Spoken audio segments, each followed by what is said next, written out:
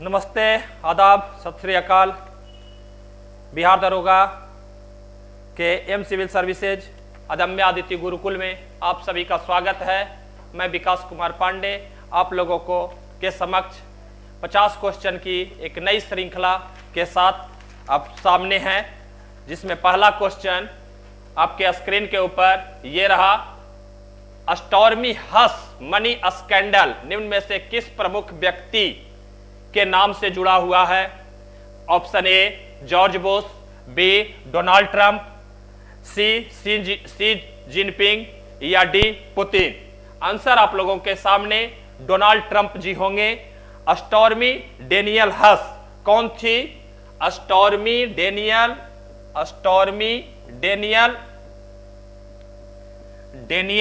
हस ये एक porn star है। पॉर्न स्टार बेस्ट फिल्म अभिनेत्री अमेरिका के थी, जिनका चक्कर डोनाल्ड ट्रंप के साथ जुड़ चुका है। ये पूर्व अमेरिका राष्ट्रपति थे और इन पर यौन शोषण का आरोप लगा है। इन पर यौन शोषण का आरोप लगा हुआ है, इस कारण से ये फंसे हुए हैं, घिरे हुए हैं। और डोनाल्ड ट्रंप कौन है? तो ये अमेरिका के पूर्व राष्ट्रपति और अमेरिका के 45वें राष्ट्रपति के रूप में इनकी गिनती होती है। इनकी पत्नी का नाम मेलानिया ट्रंप, डोनाल्ड ट्रंप की पत्नी का नाम मेलानिया ट्रंप।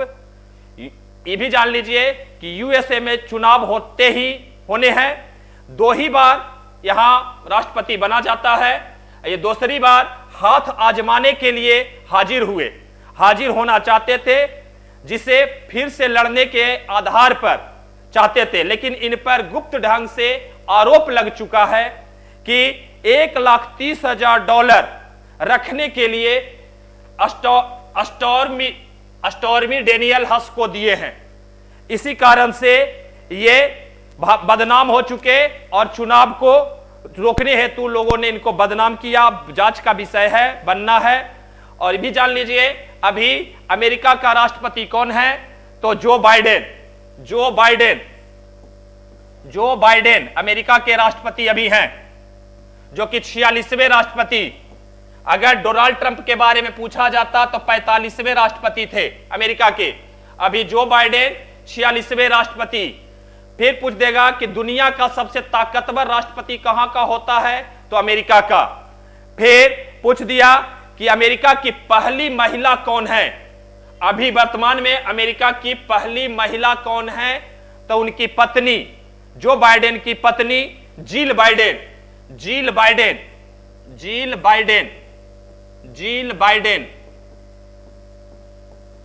याद रखिएगा, जिल बाइडेन। दुनिया की सबसे ताकतवर राष्ट्रपति जो बाइडेन अभी हैं, 46वें राष्ट्रपति हैं। दुनिया की सबसे ताकतवर महिला की पत्नी या दुनिया की प्रथम महिला कौन है? तो जिल बाइडेन। अभी वर्तमान में अमेरिका के उपराष्ट्रपति कमला हैरिस हैं। कमला हैरिस। क्वेश्चन नंबर 2 पर आते हैं तो हम पाते हैं कि भारत सरकार ने towns of export excellence, TEE full form होता है टाउन्स ऑफ एक्सपोर्ट एक्सीले की लिस्ट में 4 नए शहरों को जोड़ा गया। वर्तमान में इनकी संख्या कितनी है? आंसर हो जाएगा 43। पहले 39 थी, अब 4 नए शहर जुड़ गए, अर्थात 43 हो गया है इसकी संख्या। 4 नए शहर में पहला शहर हो जाता है वाराणसी, दूसरा मिर्जापुर, तीसरा फरीदाबाद, चौथा मुरादाबाद। वाराणसी, मिर्जापुर, फरीदाबाद, मुरादाबाद, 4 नए शहर। पहले 39 थे, अब 4 जुड़ गए तो 43 हो गए, 43। और इससे 4 ने ये क्या होता है? टाउन्स ऑफ एक्सपोर्ट एक्सीले ये होता है। इसको अगर मिल जाए तो खास सुविधा मिलेगी, उस शहर को खास सुविधा मिलेगी, तरह तरह के उद्योगों को बढ़ावा देने का अवसर मिलेगा। इस कारण से 4 नए शहर टाउन्स ऑफ एक्सपोर्ट एक्सीले की लिस्ट में जोड़ा गया और संख्या बढ़कर 43 हो गई। इस तरह से दूसरा क्वेश्चन भी खत्म होता है। अब आते हैं तीसरा क्वेश्चन पे। व्यापार महानिदेशक, विदेश व्यापार महानिदेशक, विदेश व्यापार महानिदेशक अर्थात डीजी, डीजी हो जाते हैं डायरेक्टर जनरल, महानिदेशक विदेश फॉरेन ट्रेड, डीजी मतलब महानिदेशक विदेश व्यापार, विदेश व्यापार के महानिदेशक DG of foreign trade, English में अगर कहे तो DG of foreign trade, foreign trade के महानिदेशक कौन है? फॉरेन ट्रेड के डीजी कौन है? आंसर हो जाएगा आपका संतोष सारंगी। संतोष सारंगी, संतोष सारंगी के बारे में भी जान लें कि ये विदेश व्यापार के महानिदेशक हैं। सुब्रमण्यम जयशंकर कौन है? सुब्रमण्यम जयशंकर वर्तमान में भारत के विदेश मंत्री हैं, भारत के विदेश मंत्री।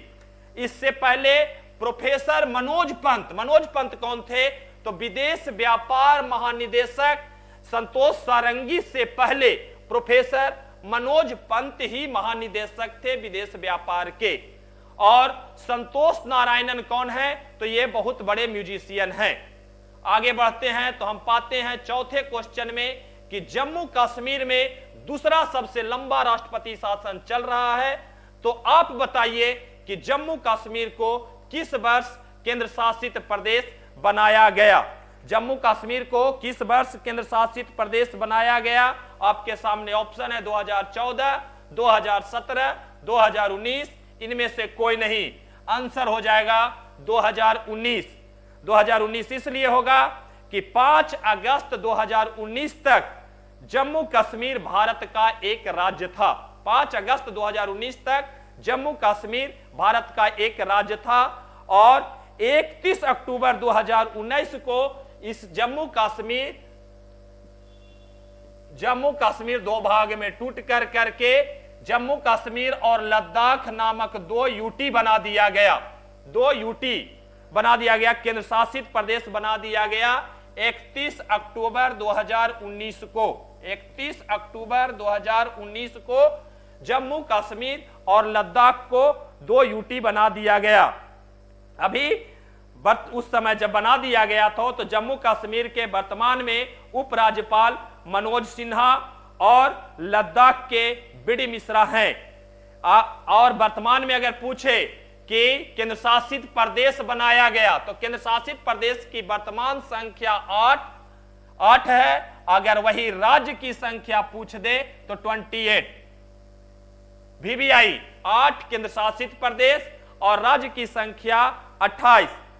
केंद्र शासित प्रदेश में पहला हो जाएगा जम्मू कश्मीर, दूसरा हो जाता है लद्दाख, तीसरा हो जाता है दिल्ली, चौथा हो जाता है आपका पुदुचेरी, पांचवा हो जाता है अंडमान निकोबार, छठा चंडीगढ़, सातवां दादर नगर हवेली और दमन द्वीप को आपस में एक कर करके दमन को राजधानी बना दिया गया और 8वां आपका यूटी लक्षद्वीप को बनाया गया है।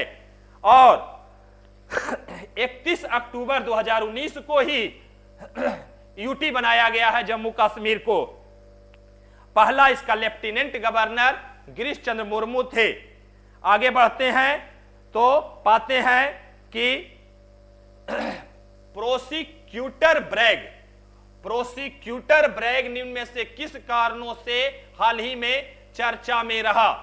हाल ही में चर्चा में रहने का कारण यही प्रोसिक्यूटर ब्रैग डोनाल्ड ट्रंप मामले की जांच कर रहा है, जो कि मैनहट्टन जिला अटॉर्नी के कारण यह केस जो फंसा है मेलानिया स्टॉर्मी डेनियल हस का, पॉर्न स्टार का, तो उन्हीं का मामला की जांच कर रहा है प्रोसिक्यूटर ब्रैग। तो चर्चा में रहने का कारण ट्रंप मामले के, डोनाल्ड ट्रंप मामले की जांच कर रहे मैनहट्टन जिला अटॉर्नी के कारण। दूसरा 2021 में मैनहट्टन के लिए चुने गए पहले अफ्रीकी अमेरिकी के कारण और सियासी खतरों के कारण, अर्थात उपरोक्त में से सभी कारणों के साथ इसका आंसर होगा। आंसर ट्रंप के खिलाफ आरोप लगाने वाला यह पहला अभियोजक है, उसी का प्रोसिक्यूटर ब्रैग। ट्रंप के खिलाफ आरोप लगाने वाले पहले अभियोजक प्रोसिक्यूटर ब्रैग। आंसर हो जाएगा। आगे बढ़ते हैं तो आप पाते हैं क्वेश्चन नंबर 6 में, रुपये के साथ कारोबार करने वाला प्रथम देश बन गया है। रुपये के साथ कारोबार, तो रूस बन गया है। रूस रुपये के साथ कारोबार करने वाला प्रथम देश बन गया है। रूस और भी देश बना हुआ था, लेकिन कारोबार के मामले में पूछे तो रूस हो जाएगा। क्यों? क्योंकि भारतीय रुपये का अब वैश्वीकरण हो रहा है। रूस जिसकी राजधानी मॉस्को है, रूस की राजधानी मॉस्को। रूस का पूर्व नाम पूछे तो यूएसएसआर, पूर्व नाम है यूएसएसआर, पूर्व सोवियत संघ, अर्थात union of socialist Republic, union of socialist Republic. इसका रूस का पुराना नाम यूएसएसआर का पूरा नाम होता है यूनियन ऑफ सोशलिस्ट रिपब्लिक, अर्थात पूर्व सोवियत संघ। इसके ये और जान लीजिए, क्षेत्रफल में सबसे बड़ा देश रूस है और रूस का अंतिम सम्राट जार निकोलस द्वितीय था। सब याद रखिएगा, बहुत इंपॉर्टेंट है क्लास में। आगे क्वेश्चन नंबर बढ़ते हैं तो संदूषित दूध से फैलने वाली बीमारियां हैं। संदूषित दूध किसे कहते हैं? सबसे पहला क्वेश्चन है, संदूषित दूध से आप क्या समझते हैं? तो वैसा दूध जो दूषित हो, और वैसा दूध कब? जब भैंस हो, गाय हो, बकरी हो, ऊंट हो, ऊँटनी हो, ये सबको जब कच्चा दूध जब दुहा जाता है, गारा जाता है, तो उस दूध को पी लेने से तुरंत उसी दूध को संदूषित दूध कहते हैं। उससे एंथ्रेक्स टाइफाइड हो जाता है, पेचिस दस्त कॉलरा हो जाता है, डिप्थीरिया हो जाता है, और उपयुक्त सभी बीमारियां इनसे होती है। अर्थात संदूषित दूध वैसे दूध को कहते हैं जो कच्चा दूध हो और दूषित हो। इसके पीने से पेट के निचले हिस्से में दर्द होता है, लूज मोशन की शिकायत होती है, उल्टियां होती है, और यहां तक कि अगर रेगुलर सेवन लोग रोज करते हैं तो उनको पैरालिसिस जैसी भी बीमारियों का सामना करना पड़ता है, क्योंकि संदूषित दूध में इकोलाई, साल्मोनेला जैसे हानिकारक बैक्टीरिया शामिल होते हैं। और दूध में लैक्टोबैसिलस बैक्टीरिया के कारण, अगर दूध पूछेगा तो लैक्टोबैसिलस नामक जीवाणु के कारण खराब हो जाता है।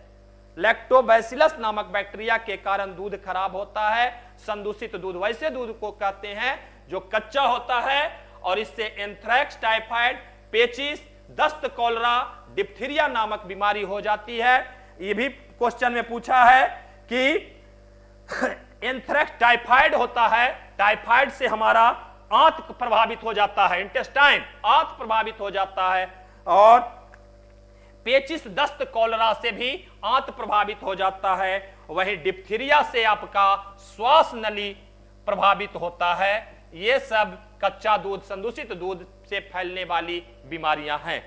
आगे बढ़ते हैं तो क्वेश्चन नंबर 8 पर आते हैं, और 8 क्या कह रहा है? निम्न में से क्या असत्य है?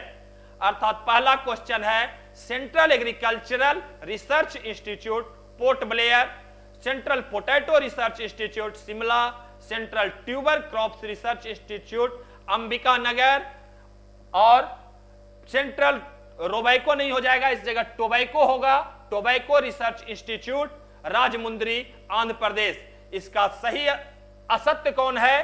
तो central tuber crops research institute Ambika Nagar में नहीं है, बल्कि ये भुवनेश्वर में है। भुवनेश्वर उड़ीसा की राजधानी है। यहीं पर अभी वर्तमान में उड़ीसा में ही अभी बहुत बड़ी त्रासदी झेली गई है बालासोर में।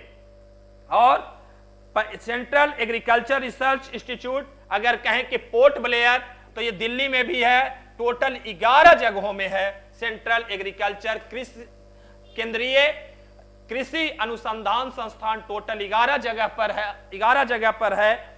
और central potato research institute Shimla में है, इसके बारे में भी जान लीजिए। इससे पहले सेंट्रल पोटैटो रिसर्च इंस्टीट्यूट पहले भारत के पटना में था, पटना में। इससे पहले central potato research institute Shimla से पहले पटना में था, 1949 में स्थापित किया गया था, जबकि शिमला में 1956 में स्थापित किया गया सेंट्रल पोटैटो रिसर्च इंस्टीट्यूट 1956। लेकिन आगे बढ़ेंगे तो अंबिका नगर के बारे में जान लीजिए। अंबिका नगर राजस्थान में है और यहां केंद्रीय भेड़ और ऊन अनुसंधान संस्थान है। केंद्रीय भेड़ एवं ऊन अनुसंधान संस्थान यहां है। अनुसंधान संस्थान यहां है, कहां? अंबिका नगर राजस्थान में है।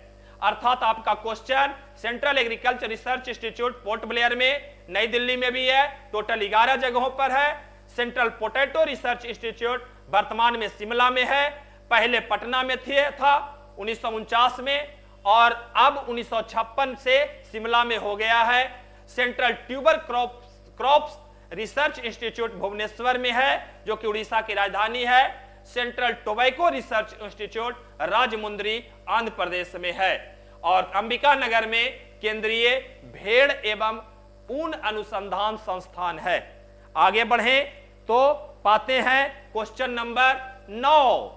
बहुत ही अच्छा क्वेश्चन है, बहुत ही प्यारा क्वेश्चन है, बार बार रिपीटेड क्वेश्चन है, इस तरह से कि बार बार सफलता पटना का एकमात्र संस्थान जहां ईमानदारी और जुनून के बल पर सफलता छीनी जाती है। इसमें मार्गदर्शक के रूप में मुन्ना सर और रहमान सर एवं अन्य टीम आपका बहुत योगदान देती है। उसी में एक कड़ी के रूप में नदियों को जोड़ने की योजना को किस क्रांति के नाम से जाना जाता है?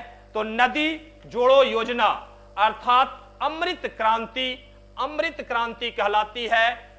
और सभी क्रांतियों की जननी को इंद्रधनुषी क्रांति कहते हैं। सभी क्रांतियों की जननी 2-4 जान लीजिए। पहला, हरित क्रांति अगर पूछे तो खाद्यान्न से, हरित क्रांति खाद्यान्न से। श्वेत क्रांति दुग्ध उत्पादन से, नीली क्रांति मत्स्य उत्पादन से। वही एनएच क्रांति नेशनल हाईवे क्रांति पूछे तो स्वर्णिम चतुर्भुज से, खाकी क्रांति पूछे तो चमड़ा से, और गंगा क्रांति पूछे तो भ्रष्टाचार के खिलाफ सदाचार पैदा करने से। वही भूरी क्रांति का संबंध पूछे तो उर्वरक से। रजत क्रांति बार बार पूछता है तो अंडा से। पीली क्रांति तिलहन से। कृष्ण क्रांति पूछे तो बायोडीजल से। गुलाबी क्रांति झींगा से, और बादामी क्रांति का संबंध मसाला से है। इस तरह से सारे क्रांति जिसमें समाहित हो उन इंद्रधनुषी क्रांति कहते हैं। नीर क्रांति कुछ नहीं होती है, जल होता है। लेकिन इसमें एक बात और जान लीजिएगा कि आप क्वेश्चन नंबर 9 में कि नदियों को जोड़ने की योजना किस क्रांति के नाम से जाने जाते हैं? तो अमृत क्रांति इसलिए कि कृष्णा और गोदावरी को जब जोड़ा गया, कृष्णा प्लस गोदावरी नदी को जब जोड़ा गया तो इसी के कारण इस क्रांति का नाम पड़ गया अमृत क्रांति। दोनों नदियों को जोड़ने के कारण अमृत क्रांति हो गया, और नदी के जोड़ने की योजना को अमृत क्रांति कहा जाता है। रजत क्रांति अभी बता दिए कि अंडा से है, और इंद्रधनुषी क्रांति का संबंध सभी क्रांतियों की मां है। आगे क्वेश्चन नंबर आगे बढ़ते हैं तो पाते हैं कि 10, भारत में अधिकतर कृषि जोत का आकार क्या है? आप भारत में अधिकतर कृषि जोत का आकार हो जाएगा सीमांत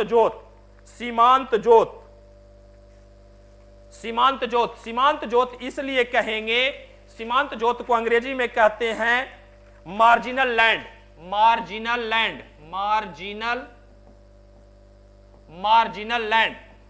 सीमांत जोत का मतलब होता है 0 हेक्टेयर, 0 से 1 हेक्टेयर, 0 से 1 हेक्टेयर बराबर सीमांत जोत।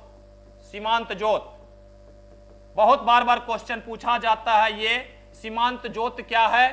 तो 0 से 1 हेक्टेयर से कम जोत को, से कम जोत को सीमांत जोत कहते हैं। उसी में फिर आ जाता है 1 से 2 हेक्टेयर, 1 से 2 हेक्टेयर वाले, 1 से 2 हेक्टेयर को कहते हैं लघु जोत। लघु जोत आपका ऑप्शन नंबर ए। लघु जोत क्या है? तो 1 से 2 हेक्टेयर वाले लैंड को लघु जोत कहते हैं। मध्यम जोत, मध्यम जोत हो जाएगा 2 से 10 वाले जोत को मध्यम जोत कहते हैं। मध्यम जोत, मध्यम जोत। और 10 हेक्टेयर से अगर ज्यादा है, 10 हेक्टेयर से ज्यादा है तो उस जोत को कहते हैं बृहद जोत। बृहद जोत, जोत मतलब लैंड, भूमि, बृहद जोत।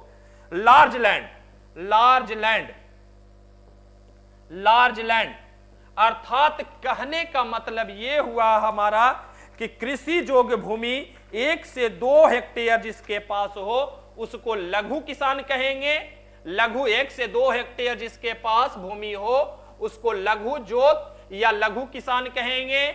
0 से 1 हेक्टेयर वाले को सीमांत जोत कहेंगे, मार्जिनल लैंड वाले किसान कहेंगे।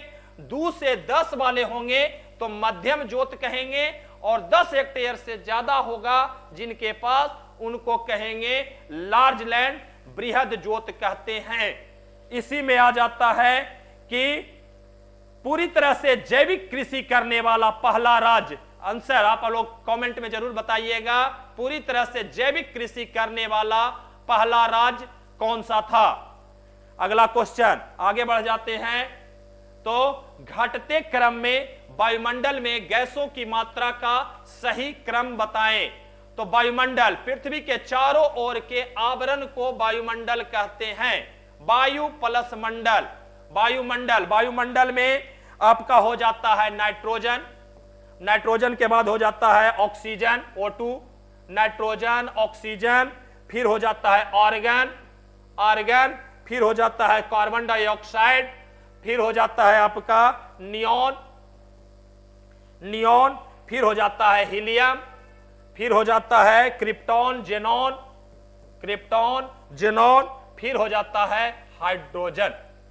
तो सबसे पहले पूछ रहा है घटते क्रम में वायुमंडल में गैसों की मात्रा का। आप जानते हैं कि नाइट्रोजन हमारे यहां 78%, ऑक्सीजन 20 पॉइंट कुछ परसेंट अर्थात 21%, 78%, 21%, आर्गन का आ जाएगा 0.93%, 0.93%, और वही CO2 आ जाएगा 0.036%, और वही नियॉन हो जाएगा 0.002%, हीलियम की आ जाएगा 0.0005%, क्रिप्टॉन हो जाएगा 0.001%, और जेनॉन के हो जाएगा 0.00009%, और हाइड्रोजन हो जाएगा 0.0005%।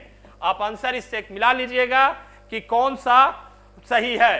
तो आपका हो जाएगा नाइट्रोजन, नाइट्रोजन नहीं है, ऑक्सीजन, ऑक्सीजन भी नहीं है, आर्गन, आर्गन भी नहीं है, फिर हो जाएगा कार्बन डाइऑक्साइड, कार्बन डाइऑक्साइड नहीं, फिर घटते हुए में तो हो जाएगा, इधर से चलेंगे हाइड्रोजन, हाइड्रोजन नहीं है, जेनॉन, जेनॉन हो जाएगा सबसे पहला घटता जेनॉन, तो जेनॉन पहला में है, फिर जेनॉन के बाद आ जाएगा क्रिप्टॉन, क्रिप्टॉन नहीं है तो क्रिप्टॉन भी नहीं होगा, हीलियम, हीलियम भी है, हीलियम, नियॉन, नियॉन है, फिर कार्बन डाइऑक्साइड, अर्थात बी नंबर आपका आंसर हो जाएगा।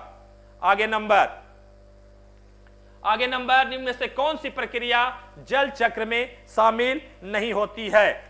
सबसे पहले आपको जानना है कि जल चक्र अर्थात वाटर साइकिल क्या होता है। आज हम पानी पी रहे हैं, पेशाब कर रहे हैं, पानी को खुला छोड़ कर करके चल जाते हैं, ये दोबारा पानी हमको मिलने वाला नहीं है। इस पानी का फिर से पुनरावृत्ति नहीं हो सकता, ये पानी नल से निकल कर करके नली में, नली से निकल करके नाला में, नाला से निकल कर करके नदी में, नदी से निकल कर करके सागर में, और सागर से निकल कर करके महासागर तक पहुंच जाने की प्रक्रिया जल चक्र कहलाती है। अर्थात पृथ्वी का महासागर और सतह से जल वाष्प के रूप में वायु में चला जाना और फिर बरस कर करके बारिश करना, ओला पड़ना, बर्फ पड़ना, ये सब के रूप में लौटता है और फिर से रिसाइकल होते हुए महासागर में चला जाता है। इसी प्रक्रिया को वाटर साइकिल कहते हैं। तो निम्न में से कौन सी प्रक्रिया जल चक्र में शामिल नहीं होती है? पहला है वर्षण, दूसरा है संचलन, तीसरा है संघनन और चौथा है बाष्पीकरण। आंसर हो जाएगा आपका संचलन। संचलन क्यों होगा सर?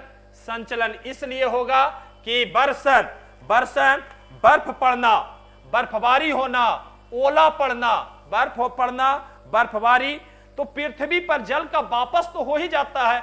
इस कारण से जल प्रक्रिया में तो शामिल हो गया वर्षण, बर्फ बनना, ओला पड़ना, तो ये फिर से तो पानी आ ही गया। दूसरा कहता है संघनन।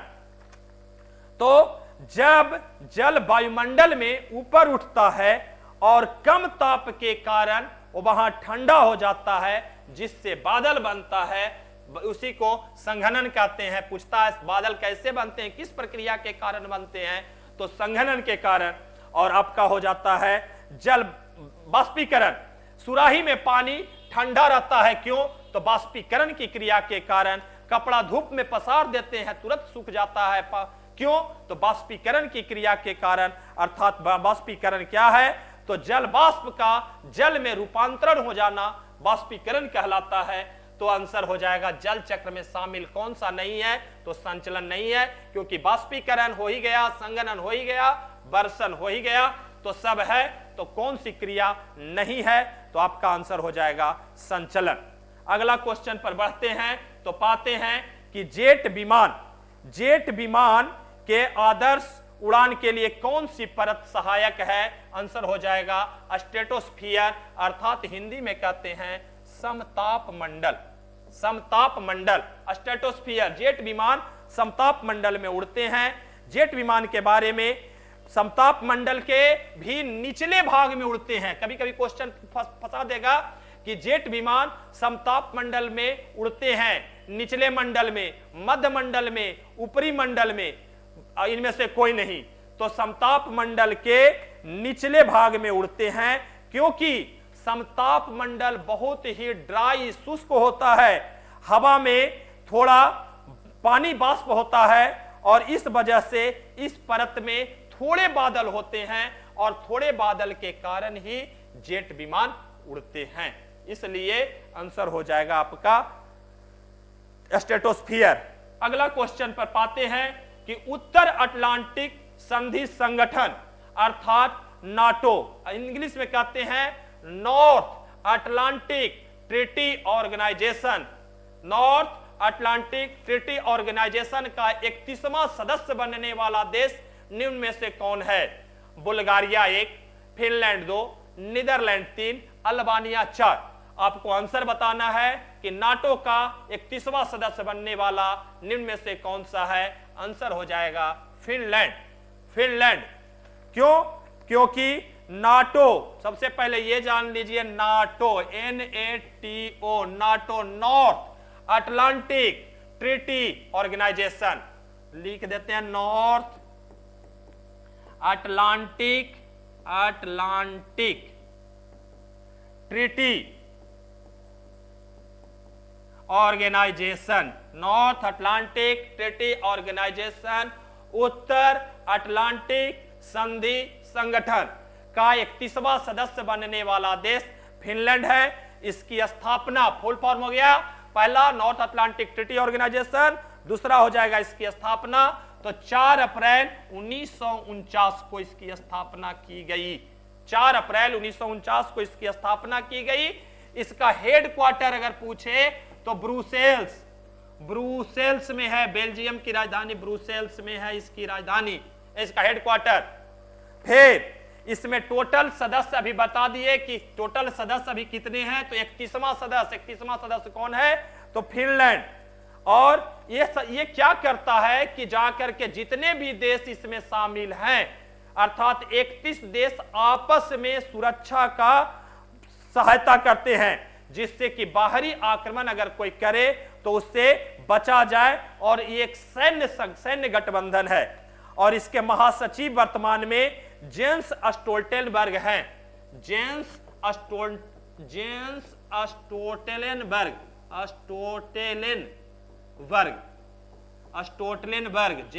स्टोल्टेनबर्ग हैं अभी इसके महासचिव, जो कि नॉर्वे के हैं और नॉर्वे की राजधानी है ओस्लो। आगे क्वेश्चन पर बढ़ते हैं तो 15वां क्वेश्चन पाते हैं कि चंद्रमा की चक्कर लगाने वाले 4 अंतरराष्ट्रीय यात्रियों को आर्टेमिस 2 मिशन के लिए चुना गया। आर्टेमिस 2 ये है कि चंद्रमा की चक्कर लगाने वाले मिशन है, जो कि चंद्रमा के चारों ओर चक्कर लगाएंगे और अगले साल के शुरू में धरती पर लौटेंगे। आप बताएं कि इनमें से चंद्रमा की चक्कर लगाने वाले पहले अंतरिक्ष यात्री कौन होंगे? विक्टर ग्लोबर, वाइसमैन, जेरेमी हैंडसेन और क्रिस्टीना कोच। तो 4 को तो लेके जा रहा है अंतरराष्ट्रीय यात्री को, तो चारों हैं, लेकिन इसके हेड कौन हैं? तो पहले अंतरिक्ष यात्री के रूप में क्रिस्टीना कोच हैं। और क्रिस्टीना कोच के बारे में भी जान लीजिए, ये महिला हैं, फर्स्ट महिला। और इन्हीं के देख रेख में अन्य तीनों लोग रहेंगे। 4 अंतरराष्ट्रीय यात्रियों को लेकर करके आर्टेमिस 2 मिशन जा रहा है। तो पहला अंतरिक्ष यात्री या कौन होंगे? तो क्रिस्टीना कोच, ये जो कि पहली महिला हैं। आगे बढ़ते हैं तो अगला क्वेश्चन में पाते हैं कि मुंगेर में बना वानिकी कॉलेज, जिनमें बीएससी फॉरेस्ट्री ऑफ पीएचडी की पढ़ाई होगी, बीएससी फॉरेस्ट्री ऑफ पीएचडी की पढ़ाई होगी, जिन्हें संचालन हेतु बिहार कृषि विश्वविद्यालय सबौर कहां है? तो भागलपुर में को सौंप दिया गया है। इस प्रकार का बना वानिकी कॉलेज का भारत में क्या स्थान है? भारत में बना ये वानिकी कॉलेज का स्थान, आंसर हो जाएगा दूसरा हो जाएगा, द्वितीय है। भारत में स्थान दूसरा। अगर बिहार में स्थान पूछे तो बिहार में पहला। बिहार में कौन सा स्थान है? तो पहला।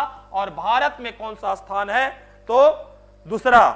क्यों? क्योंकि 7 फरवरी 2023 को इसका उद्घाटन माननीय मुख्यमंत्री बिहार नीतीश कुमार के द्वारा इसका उद्घाटन किया गया, पहला वानिकी कॉलेज बिहार।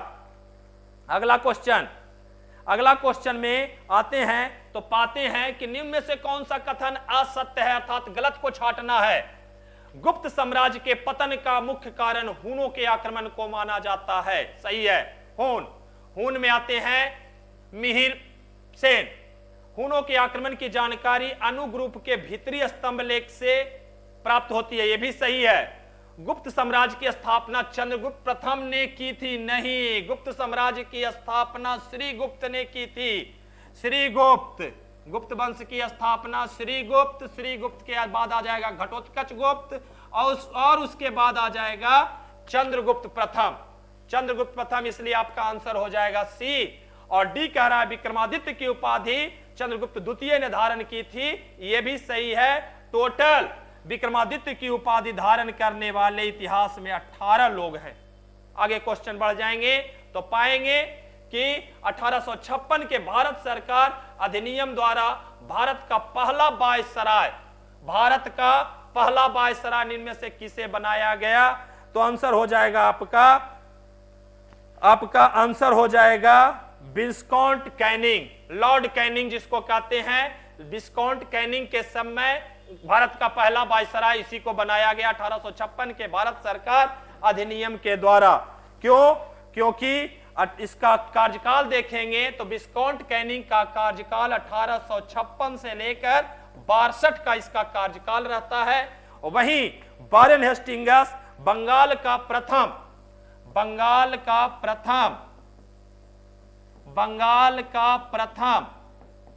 गवर्नर जनरल बनता है।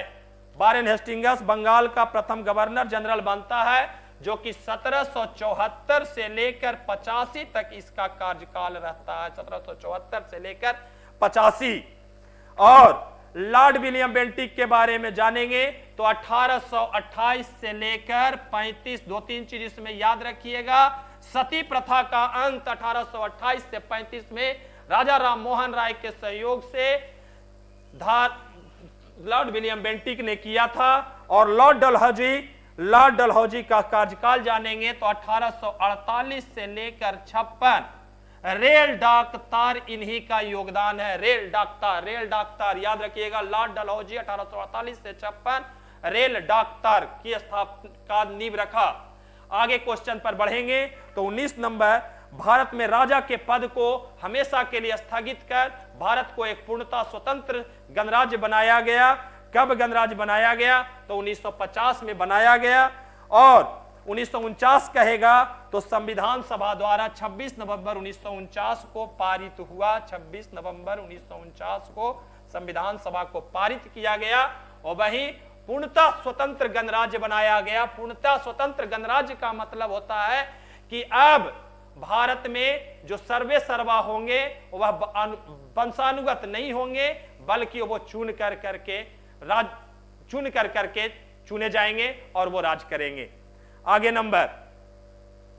नंबर निम्न में से किस मुगल शासक को हिंदू शासक हेमू विक्रमादित्य ने युद्ध में परास्त कर विक्रमादित्य की उपाधि प्राप्त की थी? आंसर हो जाएगा अकबर।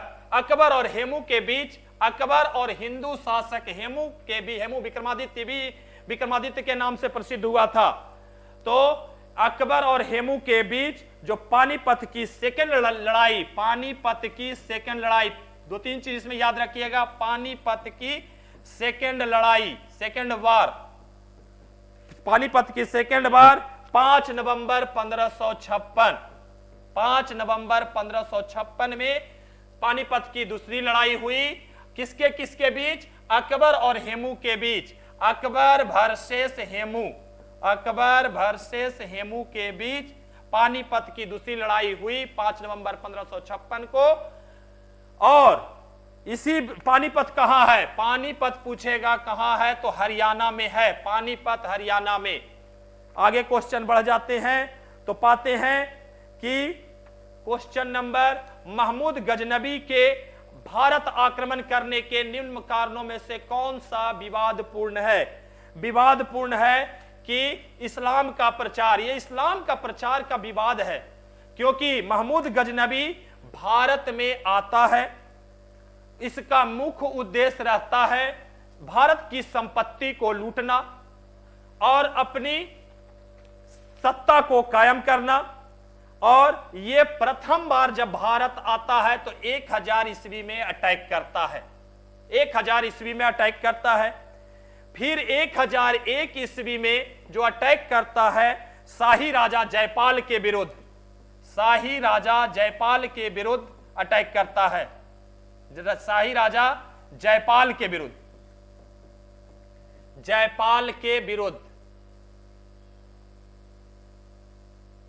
शाही राजा जयपाल के विरुद्ध, जयपाल के विरुद्ध,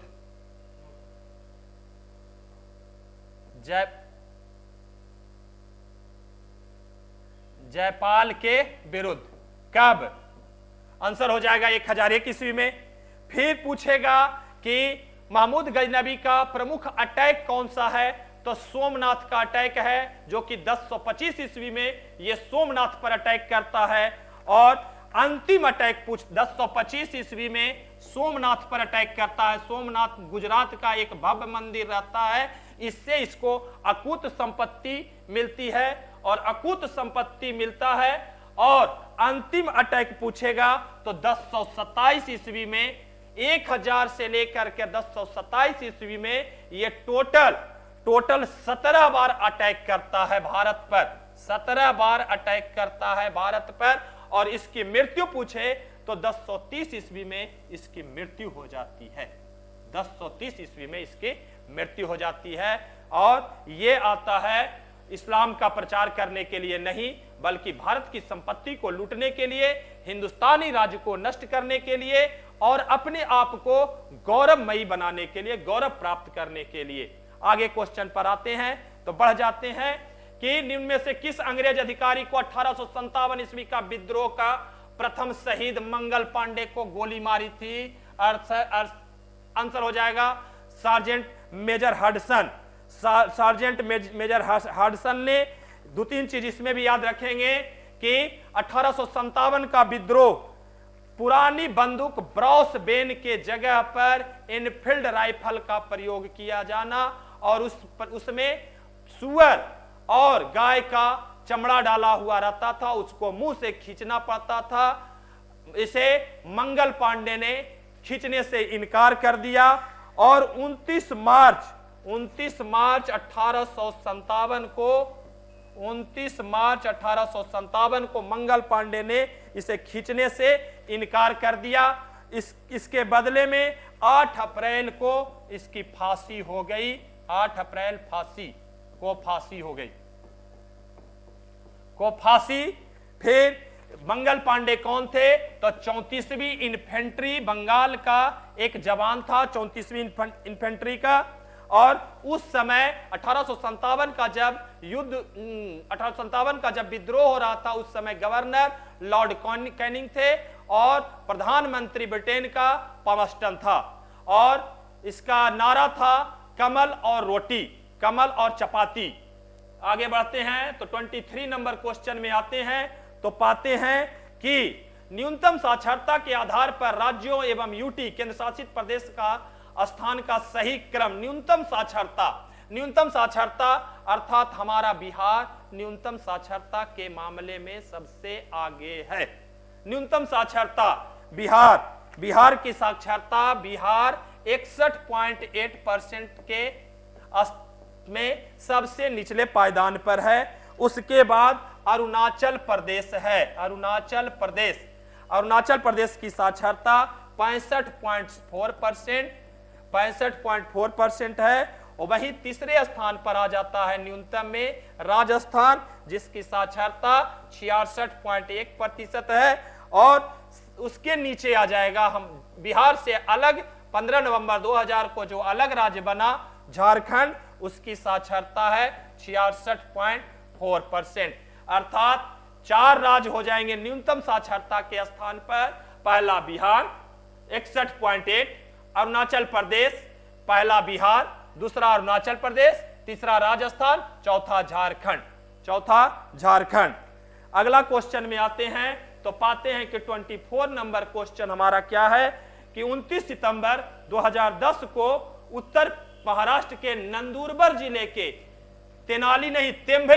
तेम्भली कर लीजिएगा, तेम्भली गांव के में आधार परियोजना का शुभारंभ किया गया था। इस गांव की आदिवासी महिला को सर्वप्रथम आधार पहचान प्रमाण पत्र दिया गया था। आप बताएं उस महिला का नाम क्या था? तो रंजना सोना बरो नहीं, सोना बने,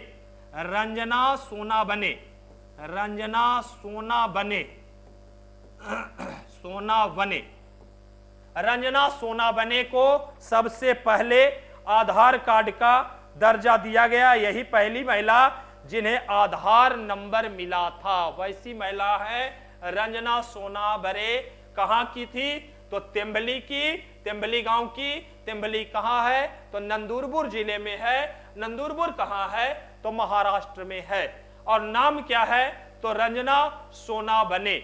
आगे बढ़ जाते हैं तो 25 नंबर क्वेश्चन पर आते हैं तो पाते हैं कि भूमंडलीय जलवायु परिवर्तन संधि ग्लोबल क्लाइमेट चेंज अलायंस के संदर्भ में दिए गए निम्नलिखित कथनों में से कौन सा कथन असत्य है? तो ACD इसमें आंसर हो जाएगा। ACD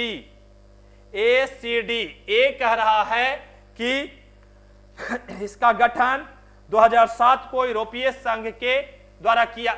इस जगह असत्य को सत्य कर दीजिए, ये मिटा दीजिएगा, ठीक है, ये मिटा दीजिएगा। कौन सा कथन सत्य है इसका गठन 2007 को यूरोपीय संघ के द्वारा किया गया, सही है। फिर बी गलत है, इसका गठन विकसित देशों के साथ नहीं बल्कि विकासशील देशों के साथ वार्तालाप एवं सहयोग के लिए स्थापित किया गया था। इस संधि का मुख्य लक्ष्य विकासशील देशों को उनकी विकास नीतियां और वर्गों में जलवायु परिवर्तन के संकल्पों को पूरा करने के लिए तकनीकी एवं वित्तीय सहायता प्रदान करना है, यह भी सही हो जाएगा। और डी में कह रहा है प्रारंभ में इसके 4 सदस्य देश थे परंतु वर्तमान में सदस्यों की संख्या बढ़कर 38 हो गई है, यह भी सही है। अर्थात आपका आंसर ए, सी और डी हो जाएगा।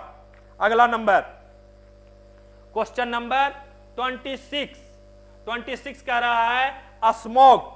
अस्मोग मतलब होता है कुहरा, कोहरा या धुआं, कोहरा या धुआं, कोहरा या धुआं, फॉग, कोहरा या धुआं। ये क्या कथन क्या सत्य नहीं है, इसमें से कौन सा कथन सत्य नहीं है? द्वितीय प्रदूषक है, ये सही है। द्वितीय सेकेंड प्रदूषक अस्मोग, इसका निर्माण 2 या 2 से प्राथमिक प्रदूषकों से मिलकर बना है, ये भी सही है। इसका निर्माण CO2 नाइट्रोजन के ऑक्साइड, हाइड्रोकार्बन, सल्फर डाइऑक्साइड, सूर्य के प्रकाश की उपस्थिति में जल, अमोनिया आदि के साथ अभिक्रिया से उत्पन्न होता है, यह भी सही है। लेकिन आंसर डी हो जाएगा, इसका निर्माण पेड़ पौधे एवं जीव जंतुओं के जीवाश्म के दबने, सड़ने एवं गलने से होता है, यह गलत हो जाता है। और अस्मोग को कहते हैं वायु प्रदूषक, अस्मोग को कहते हैं वायु प्रदूषक, वायु प्रदूषक। आपका दिया हुआ है ऑप्शन में ए में कि वायु प्रदूषक, वायु प्रदूषक मतलब धुआंसा, धुआंसा, अस्मोग। क्वेश्चन नंबर 27, रूस एवं मंगोलिया सीमा के बीच स्थित मीठे पानी एवं गहरे झील के रूप में प्रसिद्ध झील जिसका निर्माण व्रंसन कर लीजिएगा, तालब सा कर लीजिएगा, व्रंसन के बाद हिमनद के भरने एवं कालांतर में उनके पिघलने से हुआ है, वह झील कौन सा है? वह झील है बैकाल झील, रूस का बैकाल झील, रूस का बैकाल झील। ग्रेट बैरियर झील आपका पूछेगा तो कनाडा, कनाडा। करदा झील इसके बारे में नहीं कन्फर्म है। विक्टोरिया झील, विक्टोरिया झील को लिख लीजिएगा, अफ्रीका, अफ्रीका में है विक्टोरिया झील। आगे बढ़ जाएंगे 28, क्षेत्रफल के अनुसार दूसरा एवं चौथा महाद्वीप निम्नलिखित में से कौन सा है? तो महाद्वीप के बारे में जान लीजिए कि टोटल महाद्वीप की संख्या बराबर 7, महाद्वीप की संख्या बराबर 7 होती है, जिसमें सबसे पहला और सबसे बड़ा एशिया, एशिया के बाद हो जाता है आपका अफ्रीका, एशिया के बाद अफ्रीका, अफ्रीका के बाद हो जाता है उत्तरी अमेरिका, उत्तरी अमेरिका, उसके बाद हो जाता है दक्षिणी अमेरिका, उत्तरी अमेरिका के बाद दक्षिणी अमेरिका, दक्षिणी अमेरिका, उसके बाद हो जाता है अंटार्कटिका, अंटार्कटिका, उसके बाद हो जाता है यूरोप, तब होता है ऑस्ट्रेलिया, यूरोप, ऑस्ट्रेलिया। आपका ऑप्शन से छांट लीजिए कि टोटल महाद्वीप की संख्या, महाद्वीप की संख्या बराबर 7, क्षेत्रफल के अनुसार दूसरा, तो दूसरा में कौन हो जाएगा? अफ्रीका। और चौथा, तो पहला हो गया, दूसरा, तीसरा और चौथा, चौथा अर्थात दक्षिण अमेरिका, अफ्रीका एवं दक्षिणी अमेरिका। अगला क्वेश्चन में पाते हैं कि निम्नलिखित में से किस चट्टान से क्वार्टजाइट प्राप्त होता है? क्वार्टजाइट प्राप्त मतलब, क्वार्टजाइट कहने का मतलब हुआ बलुआ पत्थर, एक तरह का बलुआ पत्थर, सैंडस्टोन जिसको कहते हैं, बलुआ पत्थर, बालू और पत्थर। तो बालू पत्थर से कौन बनता है? तो आंसर हो जाएगा कायांतरित चट्टान, काया जिसको बदल दे, अपनी काया हटा दे, अर्थात इसको कायांतरित, आयतन, वॉल्यूम जिसको कहते हैं, वॉल्यूम, प्रेशर मतलब दाब, वॉल्यूम, प्रेशर, टेम्परेचर के कारण, टेम्परेचर के चेंज के कारण यह बनता है, चेंज के कारण ये सब जो प्रक्रिया बनती है उसे कायांतरित चट्टान कहते हैं, अर्थात अपनी काया बदल दे। किस कारण से? तो वॉल्यूम के कारण, आयतन के कारण, प्रेशर दबाव के कारण और ताप के कारण जो अपनी काया को बदल दे उसे कायांतरित चट्टान कहते हैं। और कायांतरित चट्टान से, किस चट्टान से क्वार्ट्ज प्राप्त किया जाता है? तो कायांतरित चट्टान से, कायांतरित चट्टान से। और इसी में आग्नेय हो जाएगा, तो आग्नेय चट्टान से बैसाल्ट बनता है, गैब्रो बनता है, बैसाल्ट और गैब्रो, बैसाल्ट और गैब्रो।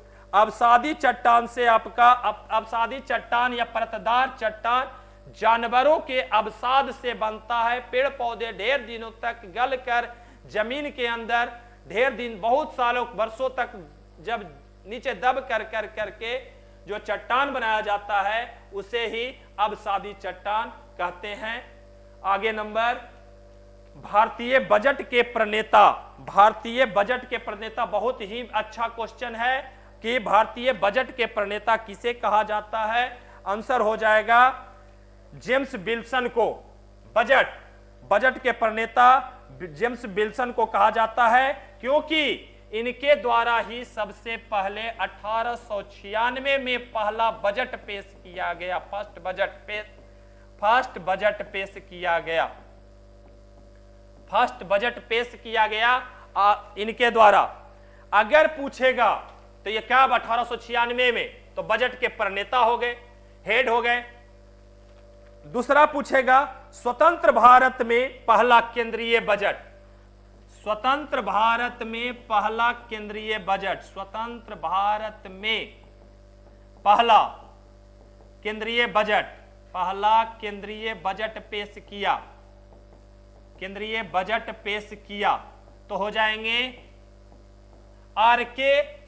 सन्मुखम शेट्टी, आर.के. सन्मुखम शेट्टी, जो कि 26 नवंबर 1947 को पेश किया था, 26 नवंबर 1947 को पेश किया था। एक चीज और पूछता है, बजट, भारतीय संविधान में कहां पर बजट की चर्चा है? तो बजट की चर्चा कहीं नहीं है।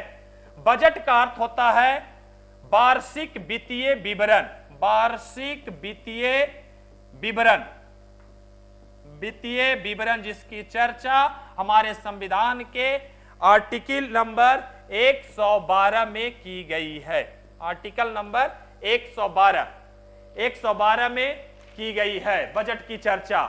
फिर पूछता है गणतंत्र का मतलब, गणतंत्र का पहला बजट, गणतंत्र का पहला बजट किसने पेश किया?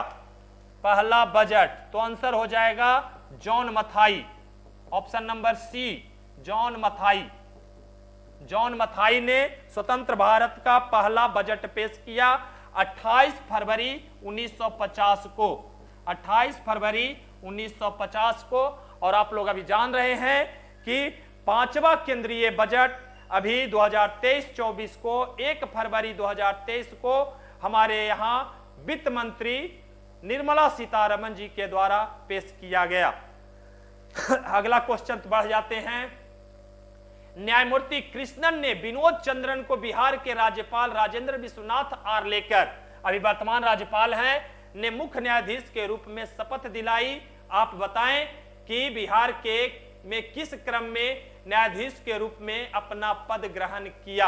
आंसर हो जाएगा किस रूप में ग्रहण किया? आंसर बताइए कि ये 44वें रूप में विश्वनाथ आर्लेकर जी 44वें बने हैं। बिहार स्थापित हुआ था 22 मार्च 1912, 22 मार्च 1912 को, 22 मार्च 1912 को, और इसको राज्य का दर्जा 26 जनवरी 1950 को दिया गया, 26 जनवरी 1950 को दिया गया। और इस बीच में हमारे यहां बहुत सारे राज्यपाल बने। तो अभी के वर्तमान राज्यपाल राजेंद्र विश्वनाथ आर्लेकर, आर्लेकर नहीं आर्लेकर, आर्लेकर जी हैं, आर्लेकर जी हैं, जिन्होंने 44वें राज्यपाल के रूप में, न्यायाधीश के रूप में अपना पद ग्रहण किया। अगला क्वेश्चन, अगला क्वेश्चन है कि 2024 का ओलंपिक किस शहर में आयोजित किया जाएगा? तो 2024 का ओलंपिक पेरिस, फ्रांस में, पेरिस फ्रांस की राजधानी पेरिस में किया जाएगा 2024 में। तीनों चीज लिख लीजिए। ये 33वां होगा, 33वां ओलंपिक, जो कि ग्रीष्मकालीन ओलंपिक है, पेरिस फ्रांस, पेरिस में 2024 में। फिर अगर पूछेगा 34वां तो 2028 में लॉस एंजिल्स में, 2028 में। और लॉस एंजिल्स कहां है? तो यूएसए में। फिर अगर पूछेगा 35वां कहां, तो ब्रिस्बेन, 35वां ब्रिस्बेन ऑस्ट्रेलिया में। कब? तो 2032 में। 24 4 साल पर होता है, 2024, 2028, 2032। 33वां पेरिस में होगा, 34वां लॉस एंजिल्स में होगा 2028 में, और 35वां ऑस्ट्रेलिया ब्रिस्बेन में होगा 2032 में। आगे क्वेश्चन बढ़ जाते हैं तो पाते हैं कि संयुक्त राष्ट्र के आधिकारिक भाषाओं की संख्या कितनी है? 4, 5, 6 और 8 में से चूज करना है कि कितनी आधिकारिक भाषाओं की संख्या है। आपका आंसर हो जाएगा 6। कौन कौन है? तो पहला हो जाएगा इंग्लिश, दूसरा हो जाएगा फ्रेंच, तीसरा हो जाएगा चाइनीज, चौथा हो जाएगा रसियन, पांचवा अरबी, और छठा स्पेनिश। ये 6 आधिकारिक भाषा हैं संयुक्त राष्ट्र संघ के आधिकारिक भाषाओं की संख्या बराबर 6 टोटल। पहला इंग्लिश, दूसरा फ्रेंच, तीसरा चाइनीज, चौथा रसियन, पांचवा अरबी और छठा स्पेनिश। आगे बढ़ते हैं तो पाते हैं निम्नांकित अनुच्छेदों के कौन से मूल अधिकार भारतीय एवं विदेशी नागरिकों, भारतीय एवं विदेशी दोनों को प्राप्त है? तो आप जानते हैं कि आर्टिकल नंबर 14 कहता है कि विधि के समक्ष समानता, अर्थात कानून के समक्ष सब बराबर है, विधि के समक्ष समानता। आर्टिकल 15 कहता है धर्म, मूल, वंश, जाति, लिंग के आधार पर भेदभाव नहीं किया जाएगा। Article number 15। तो यही हो जाएगा, दोनों को प्राप्त है, धर्म, मूल, जाति, भेदभाव के आधार पर भेदभाव नहीं किया जाएगा। आर्टिकल नंबर 20 दोष सिद्धि के लिए आरक्षण, अपराधों के लिए दोष सिद्धि के संबंध में। और 21 कहता है प्राण एवं दैहिक स्वतंत्रता का संरक्षण। क्वेश्चन नंबर 35 मनरेगा कार्यक्रम अन्य रोजगार प्रदान करने वाली योजना से किस प्रकार निम्न है? तो मनरेगा यह ग्रामीण एवं शहरी दोनों क्षेत्र में लागू होता है। आवेदक को 150 दिन की रोजगार गारंटी 1 वर्ष में कम से कम प्रदान करता है। आवेदक को 1 महीने में रोजगार देना होता है। यह रोजगार की योजना ना होकर एक प्रकार की कानूनी व्यवस्था है। यह गलत है, कानूनी व्यवस्था किसी तरह की नहीं है। और मनरेगा वित्तीय वर्ष में कम से कम 100 दिन का रोजगार देना है। और यह कार्यक्रम 2006 में आया। इससे पहले नाम था नरेगा। इसमें मनरेगा महात्मा गांधी के नाम पर जुड़ गया, इसी कारण से मनरेगा हो गया। और यह 2006 में लॉन्च हुआ था। आगे क्वेश्चन बढ़ते हैं तो पाते हैं कि आत्मनिर्भर भारत रोजगार योजना के संबंध में दिए गए तथ्यों का अवलोकन कर बताएं कि इनमें से कौन से तथ्य सही नहीं है। आत्मनिर्भर भारत रोजगार योजना के संबंध में कौन सा कथन सत्य नहीं है? तो आरंभ 12 नवंबर 2020 को हुआ, सही है। यह केंद्र सरकार की योजना, ये भी सही है। योजना का उद्देश्य रोजगार प्रदान करना है और संचालन या कर्मचारी भविष्य निर्देश। योजना केवल 14,000 से कम आय वाले, नहीं, ये गलत है। 14,000 से कम वाला कुछ नहीं है, ऐसा कुछ नहीं है। लाभार्थी की सूची में एक बार और याद कर लीजिए, आत्मनिर्भर भारत रोजगार योजना में ये गलत है, बाकी सब सही है। आत्मनिर्भर भारत योजना के संदर्भ में लाभार्थी सबसे ज्यादा लाभ लेने वाला कौन सा स्टेट है? तो लाभार्थी की संख्या में सबसे उच्चतम स्तर पर महाराष्ट्र, तब तमिलनाडु, तब गुजरात का स्थान है, सबसे ज्यादा लाभार्थी है। आगे क्वेश्चन नंबर 37, इसरो के वर्तमान अध्यक्ष कौन है? तो doctor S Somnath, doctor S Somnath. इसके पहले थे के सिवन थे, और डॉक्टर एस सोमनाथ 10वें हैं, 10वें अध्यक्ष, 10वां। डॉक्टर के सिवन 9वें थे, 9वां। और इसरो के बारे में स्थापना 15 अगस्त 1969, 15 अगस्त 1969 को इसकी स्थापना की गई कि इसरो का। और इसरो का हेड क्वार्टर पूछे तो बेंगलुरु में हेड क्वार्टर है, कर्नाटक के पास, कर्नाटक बेंगलुरु। अगला, भारत का पहला रॉकेट कब प्रमोचित किया गया था? रॉकेट का नाम था नाइकी अपाची, नाइक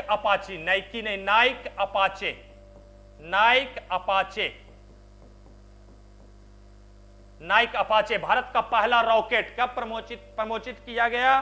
तो इसका आंसर हो जाएगा 21 नवंबर 1963 को यह रॉकेट लॉन्च किया गया था। 2-3 चीज और लिख लीजिएगा। रॉकेट मैन किसे कहते हैं? भारत का रॉकेट मैन कौन कहलाता है? तो भारत का rocket man doctor APJ Abdul Kalam को कहते हैं, जो कि पूर्व राष्ट्रपति थे। और अंतरिक्ष का जनक कहेगा तो विक्रम साराभाई को कहते हैं अंतरिक्ष का जनक। हाँ, और अगर रॉकेट वुमेन ऑफ इंडिया कहेगा तो टेसी थॉमस को कहते हैं। अगला क्वेश्चन में बढ़ जाते हैं। संयुक्त राष्ट्र महासभा के सदस्य देशों की संख्या कितनी है? तो आंसर हो जाएगा 193। और संयुक्त राष्ट्र महासभा को विश्व की लघु संसद कहते हैं।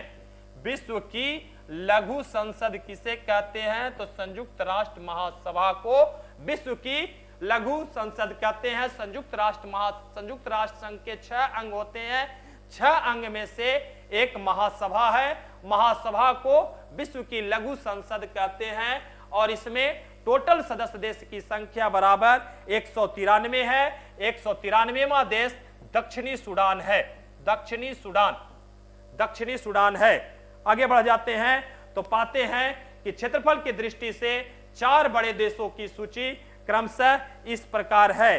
क्षेत्रफल की दृष्टि से सबसे पहले हो जाता है हमारे यहाँ रूस। क्षेत्रफल पीछे बताए हैं, रूस क्षेत्रफल में सबसे बड़ा देश है। उसके बाद हमारा कनाडा हो जाता है, उसके बाद अमेरिका हो जाता है, उसके बाद चीन हो जाता है, उसके बाद अमेरिका, ब्राजील, तब चीन होता है। अमेरिका, ब्राजील, तब चीन। अगर सजाने के लिए ढेर सारा दे दे तो रूस, कनाडा, संयुक्त राज्य अमेरिका, चीन, 4 हो गया। 4 इधर, यूएसए, ब्राजील, चीन, ये इधर से। अगर पूछ देगा कि जनसंख्या में, तो जनसंख्या में चीन, ऐसे भारत हो गया है अब चीन, तो इंडिया, यूएसए और इंडोनेशिया। चीन, इंडिया, यूएसए, इंडोनेशिया। जनसंख्या में पहला स्थान चीन, दूसरा इंडिया, तीसरा यूएसए, चौथा इंडोनेशिया। नई जानकारी के अनुसार अब हमारा देश इंडिया जनसंख्या में पहला स्थान पर आ गया है। अगला क्वेश्चन नंबर 41, 5G से संबंधित। 5G मतलब फिफ्थ जनरेशन, 5G मतलब फिफ्थ जनरेशन, पांचवी पीढ़ी के बारे में किससे आप सहमत नहीं है? 5G का नेटवर्क क्षमता 4G से 20-30 गुना अधिक होगी, हो सकती है। 5G का नेटवर्क 4G से 20 से 30 गुना अधिक होगा। हवा के माध्यम से इंफॉर्मेशन ले जाने के लिए हम जो रेडियो फ्रीक्वेंसी का इस्तेमाल करते हैं, यह सही है, इस्तेमाल करते हैं, वही तकनीकी का इस्तेमाल इसमें किया जाता है, ये भी सही है। इसमें नेटवर्किंग सिस्टम को हार्डवेयर की जगह सॉफ्टवेयर से मैनेज किया जाएगा, ये भी सही है। 5G के प्रयोग के लिए लाइसेंस वाले स्पेक्ट्रम का इस्तेमाल किया जाएगा और सरकार से विशेष अनुमति की जरूरत पड़ेगी, ये चीज गलत है। लाइसेंस लेने की अनुमति कोई जरूरत नहीं पड़ेगी, जब चाहे जो ले सकते हैं, जो भी व्यक्ति ले सकते हैं। ऐसा लाइसेंस लेने वाले स्पेक्ट्रम का इस्तेमाल किया जाएगा, ऐसा कुछ नहीं है।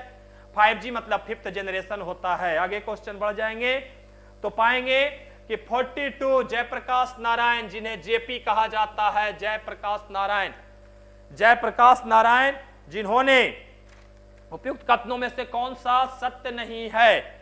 आंसर हो जाएगा आपका 1997 में उन्हें नोबेल पुरस्कार, 1997 उन्हें मरणोपरांत भारत रत्न से सम्मानित किया गया। यह गलत है।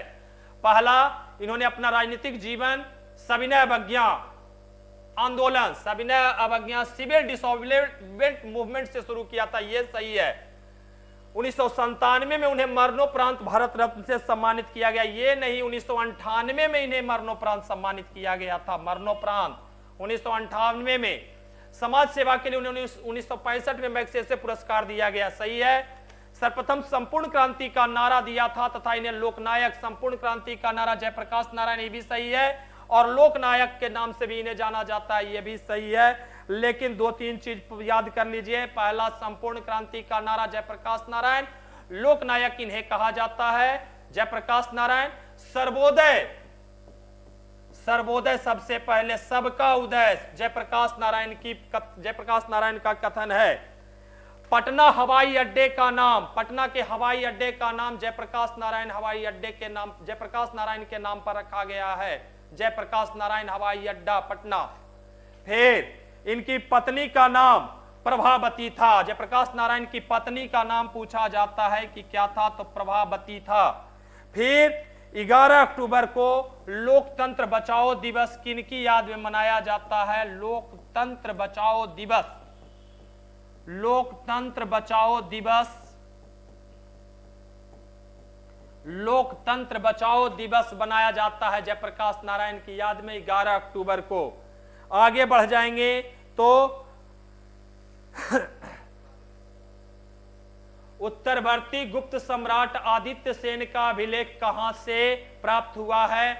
गया और नवादा, गया नवादा के सीमा पर एक अपसर है, वहीं से गुप्त सम्राट आदित्य सेन का अभिलेख प्राप्त हुआ है, अपसर अभिलेख।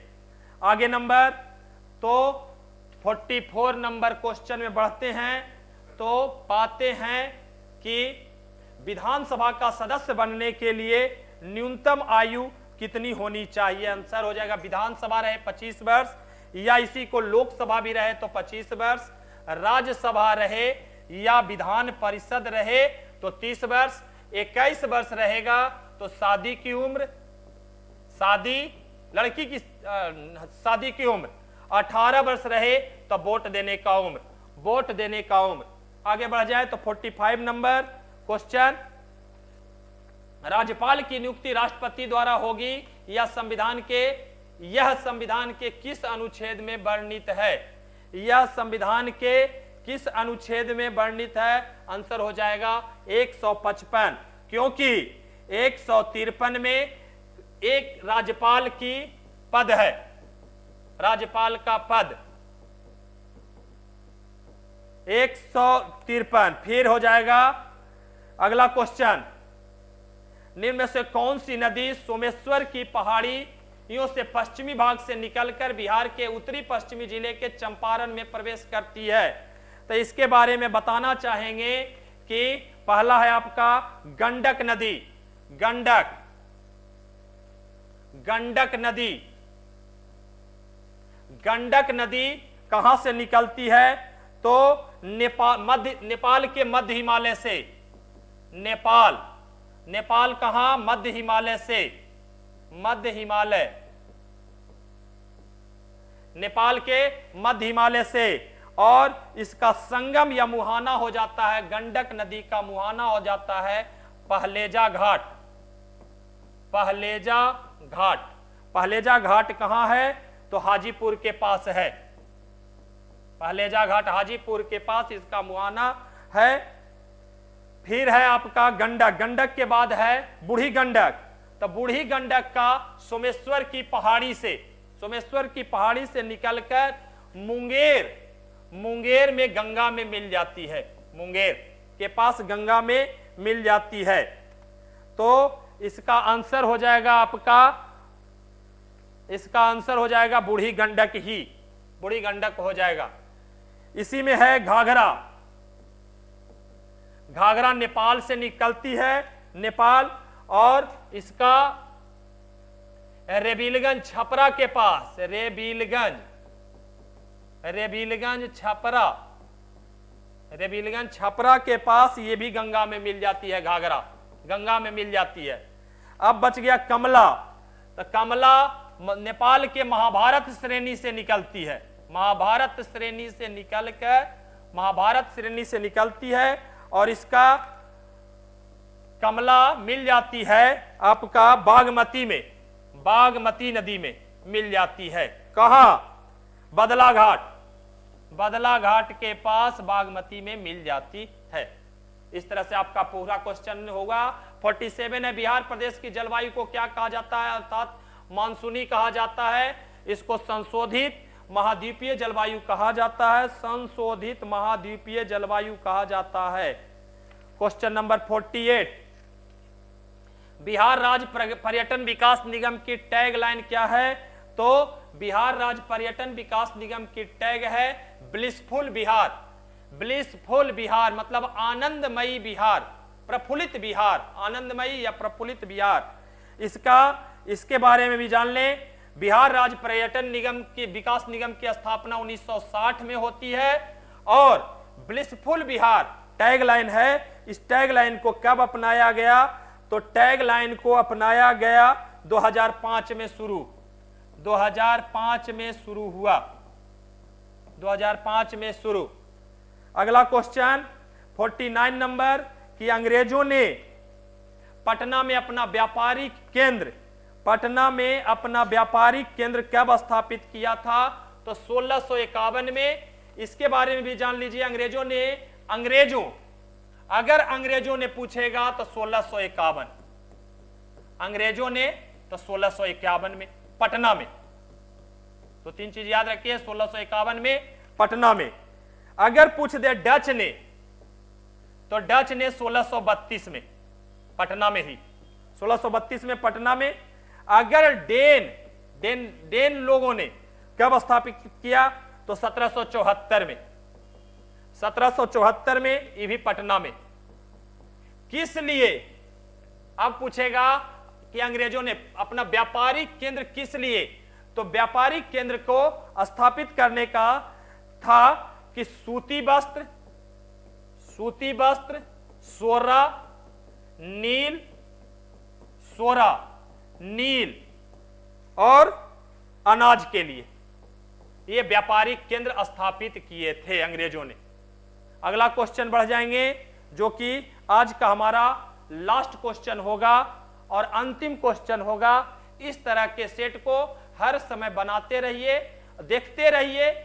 जहां दिक्कत होता है कमेंट में अपना कमेंट का जवाब दीजिए और पढ़ते रहिए। वर्तमान समय में भारतीय रिजर्व बैंक के गवर्नर का नाम क्या है? आंसर हो जाएगा शक्तिकांत दास। शक्तिकांत दास अभी 25वें, ऐसे तो कहेंगे तो क्रम में नंबर में 26वें भी हो जाएंगे, लेकिन संख्या में 25 ही है। दोबारा से इनको पहला ऐसे हैं कि सेकंड कार्यकाल पाने वाले, दोबारा कार्यकाल पाने वाले, सेकंड कार्यकाल पाने वाले 3 साल का ही होता है, सेकंड कार्यकाल पाने वाले आरबीआई के पहले गवर्नर, आरबीआई के पहले गवर्नर कौन बने हैं? तो शक्तिकांत दास बने हैं पहले गवर्नर। गवर्नर, आरबीआई का गवर्नर 3 साल के लिए ही चुना जाता है और इसका कार्यकाल 3 साल का होता है। रिजर्व बैंक की स्थापना 1935 और इसका राष्ट्रीयकरण 1949 में हुआ। इस तरह से आपका लगभग खत्म होता है 50 क्वेश्चन। फिर मुलाकात होगी। हंसते रहिए, मुस्कुराते रहिए, आनंदमय रहिए। धन्यवाद।